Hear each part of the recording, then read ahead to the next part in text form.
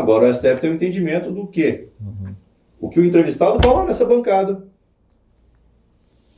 Esse sujeito aqui atrás é o responsável.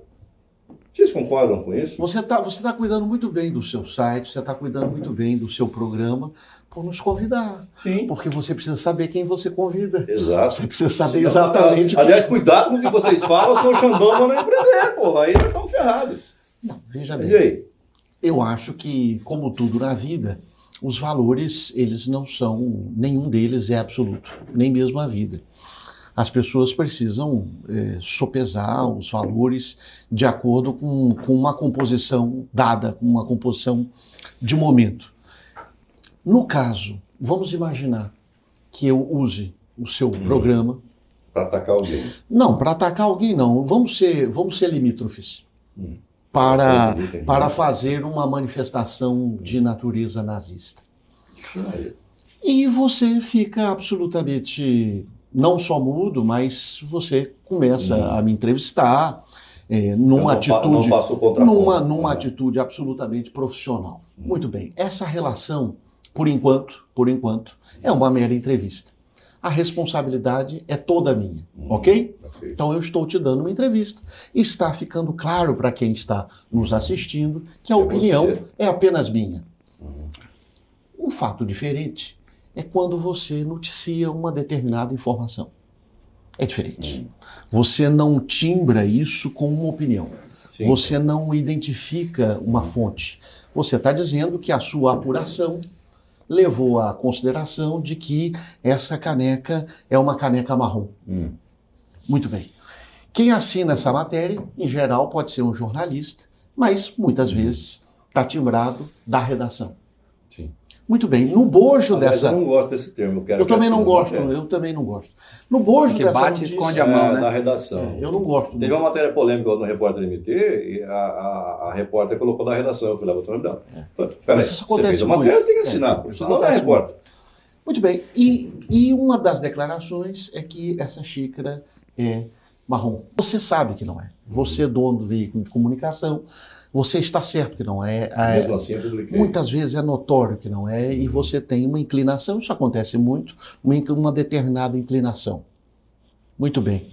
Eu falei um disparate, eu falei uma mentira, eu falei uma deslavada atrocidade, e você agregou isso à sua reportagem.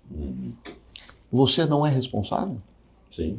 Evidentemente que você é uma pessoa inteligente. Não, mas aí não precisa nem o STF para interceder sobre Mas isso. É claro, isso aí, eu já ia chegar a isso. A boa ética jornalística você é uma pessoa inteligente. já condena.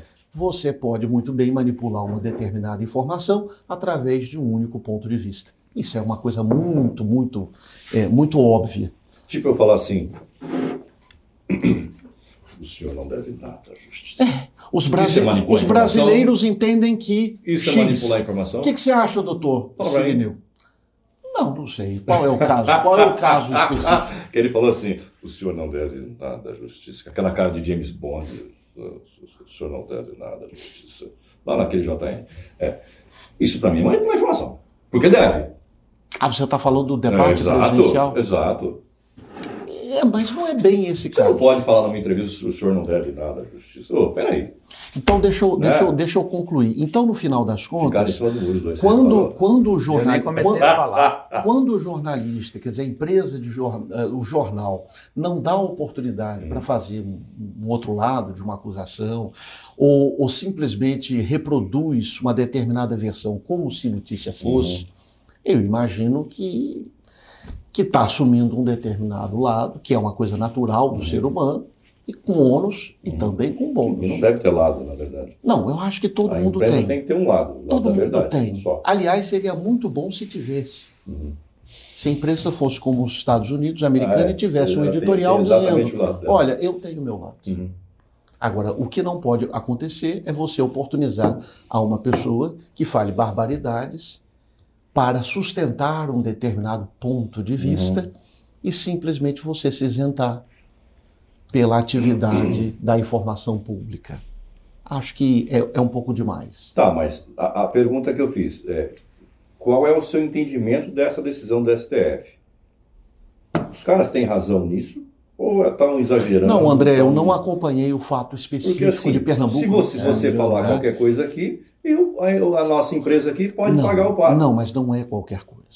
Volto a dizer, quando a informação do seu convidado ou do seu entrevistado não é apenas, por isso que eu disse o primeiro caso, não é apenas uma opinião, porque uma coisa é você... Afirmação. Essa opinião, ela se agrega à informação e você, como disse o Rodrigo, não oportunizou um outro lado, não checou a informação, ou sabidamente sabe.